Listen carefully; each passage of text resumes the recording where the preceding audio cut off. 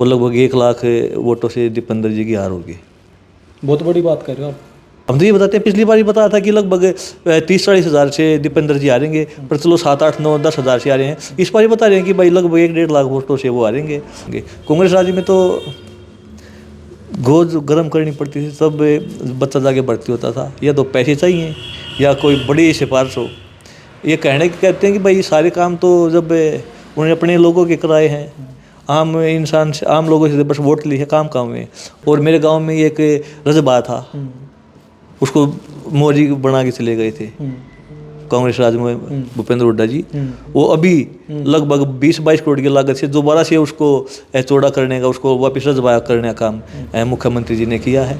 नमस्कार, आप देख रहे हैं हरियाणा स्पेस। मैं हूं अनिल खत्री। इस समय गोहाना में मौजूद हैं और हमारे साथ भाजपा के वरिष्ठ नेता ओलंपियन योगेश्वर दत्त मौजूद हैं। सर, बहुत बहुत स्वागत है। धन्यवाद भाई। राम राम। बुटाना को जो यूनिवर्सिटी का दर्जा यही भारतीय जनता पार्टी की सरकार में मुख्यमंत्री मनोहर लाल जी ने दिया है। उससे आप पहले गांव के काम देखिए, चाहे वो फिरनियों के काम हैं, हर गांव का आप देखिए, 1-1, 1.5, 2-2 करोड़ का बजट तो अभी पिछले 1 साल के अंदर आया है। बात फिरनियों की या गलियों की हो या रोडों की हो, तो इतने ज़्यादा काम कभी हुए नहीं थे। बात नौकरी की है तो बिना पर्ची और बिना खर्ची के जो काम होते हैं, आप देखिए हर गाँव में जाके जो बच्चे भी लगे हैं गरीब परिवारों के, वो बिना एक पैसे के पैसा दिए वो लगे हैं। तो वो आज जो पढ़ने वाले बच्चे हैं, जो मेहनत करने वाले हैं, उनको चीज़ें लगती हैं कि भाई हम मेहनत करेंगे तो हम बिना सिफारिश के, बिना पैसे के भर्ती होंगे। कांग्रेस राज्य में तो गोद गर्म करनी पड़ती थी, तब बच्चा जाके भर्ती होता था। या तो पैसे चाहिए या कोई बड़ी सिफारिश हो।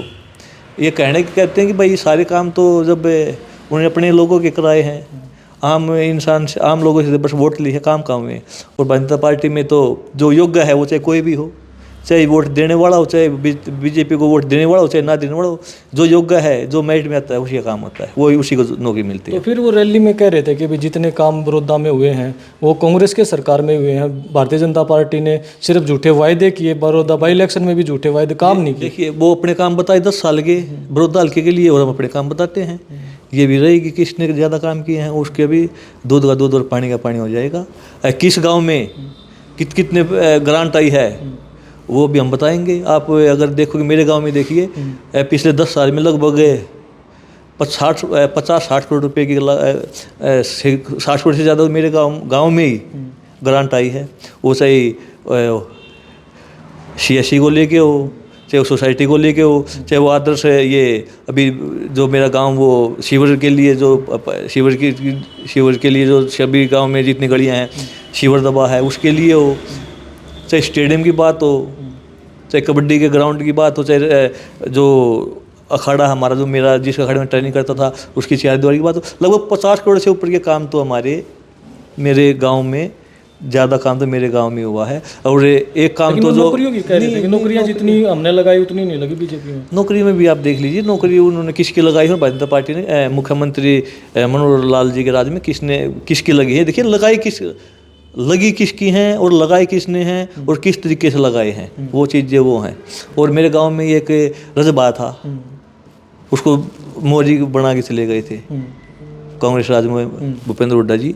वो अभी लगभग 20-22 करोड़ की लागत से दोबारा से उसको चौड़ा करने का, उसको वापस रजबा करने का काम मुख्यमंत्री जी ने किया है।